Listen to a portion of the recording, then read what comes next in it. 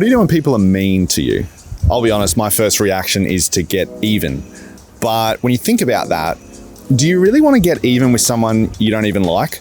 The next time someone's mean to you and you're tempted to get even with someone you don't like, here's 3 questions to ask. The first one is, do you really want to be even with someone you don't even like? Second thing is, what kind of story do you want your life to tell? And the third is, what would it look like to return good for evil? Now, you might not end up doing what you initially wanted to do, but chances are you will tell a better story and you will stop the cycle of hurt people hurting people. Run the intro.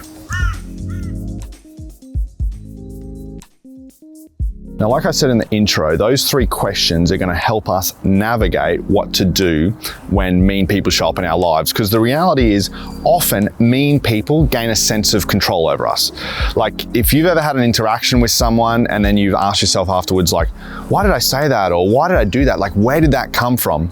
Effectively, someone has said or done something and then they've exerted a level of control over you because you've reacted in a way you didn't want to. And often what happens when we encounter mean people is we get kind of pushed off balance. And so we overcompensate one way or the other. So these 3 questions will help you make sure that the next time you don't overcompensate. Now, the first question was, do you want to be even with someone you don't even like? Now, this is going to sound a little counterintuitive, but when you pull away from reacting, you actually pull ahead of the other person because you refuse to get even with them. And if you're wondering, like, why would I want to do that? That's why the second question is so important. What story do you want to tell? Because there will be a time when your response is simply a story on a page in a chapter of your life. And do you really want that story to say that you reacted in a way that was hurtful or negative, or where you got even with someone you don't like?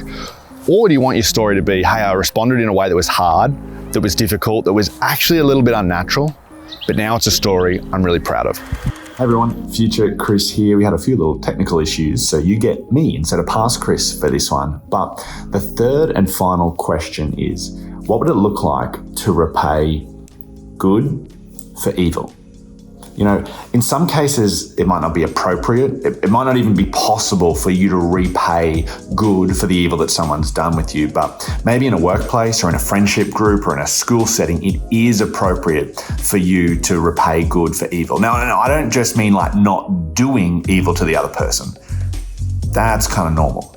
What I mean is actually repaying good for the evil that they bestowed upon you. Because that is something that's remarkable. That is something that's inspiring. That is something that other people will look at and you will look at and be proud of the story that you wrote. Back to past Chris. Hey, thanks so much for watching the video. I hope you found these questions helpful. Is there anything you'd add? Is there anything you'd take away? Let me know in the comments below. And while you're at it, subscribe so you never miss a video.